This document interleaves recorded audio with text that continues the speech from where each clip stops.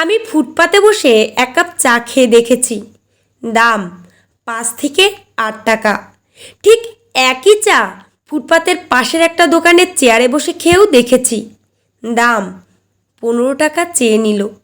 এবার একটা রেস্টুরেন্টের মেনু কার্ডে চোখ দিলাম, সেখানে 5-এর পাশে একটা শূন্য জুড়ে দিয়ে দাম লেখা, চায়ের দাম 50 টাকা। আমি বুঝতে পারলাম জিনিস এক হওয়ার সত্ত্বেও স্থানভেদে তার মূল্য ভিন্ন ভিন্ন।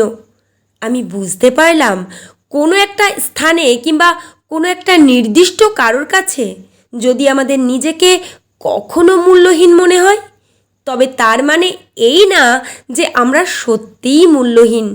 হতে পারে আপনার স্থানটা সঠিক নয়, সবাই আপনাকে পছন্দ করুক এবং তাদের মনের মতো হওয়ার চেষ্টা করার কাজই বোকামি।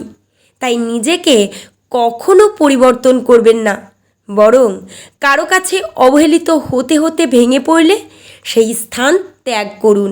দেখবেন আপনি ভারী মূল্যবান।